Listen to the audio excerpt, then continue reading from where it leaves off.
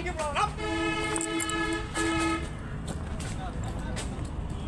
এই নাম ভাঙে পড়লাম এর কি সর সর ভাঙে পড়লাম তুই কি বাজার চুপ এর কি তুমি ভাঙে পড়লাম বাগান দিকা বাগান চুপ মারি পড়তে গেলা ভাই কুইক এই বাগান পড়লাম ঠিক আছে ভাঙে পড়লাম বাইরে আমি চুদি তোর কোন এই দলটা তোর কি এসে বানতে এই শালা বড়া তোর বানতে গেলে চুপ মারি পড়তে তোর বাবা দেখা ভাঙে পড়া তোর বাবা দেখা না এই চুপ মার সর যা তুই সর যাও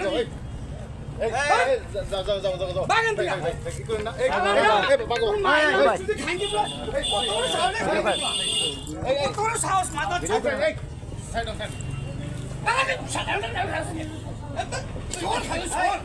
সর দিকে চুপ মারি পড়া সর দিয়া সর তো সেম খাই পড়া সর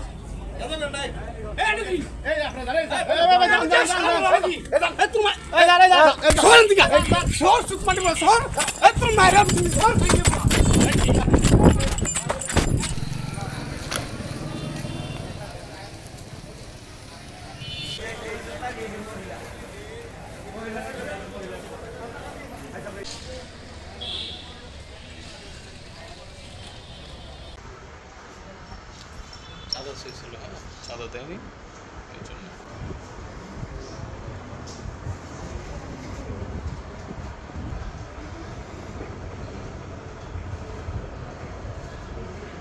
চক্রবর্তী স্থানতে একটি জায়গা দখল হবে যে ভূমিদস্যু সাইফুল দখল করার জন্য পাইকারা চালাচ্ছে এগুলো একটা ফোন আসার পর আমি 10টার দিকে ঘটনাস্থলে যাই। ঘটনাস্থলে যাওয়ার পর দেখি ভূমিদস্যু সাইফুল একজনের উপরে অতর্কিত হামলা চালাচ্ছে।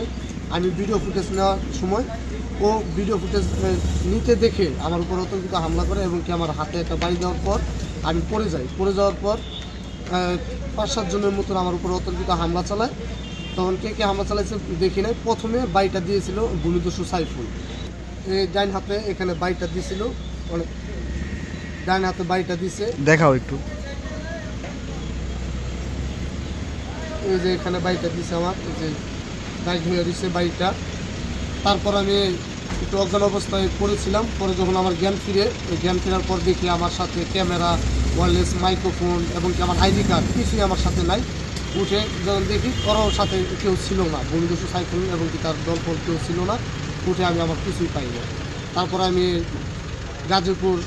গাজীপুর সদরে সরকারি মেডিকেলে আমি চিকিৎসা নিই। চিকিৎসা নিয়ে জরুরি হওয়ার পর আমি থানায় আসি। বলেন। ভূমিদস্যু সাইফুল আমার উপরে অতর্কিতভাবে হামলা করে। আমার অবস্থা ভালো না। আমার জায়গা জোর করে চেয়ারম্যান শওকত সাহেবের পাওয়ারে আমার জায়গা ও দখল করে আমার পৈতৃক সম্পত্তি।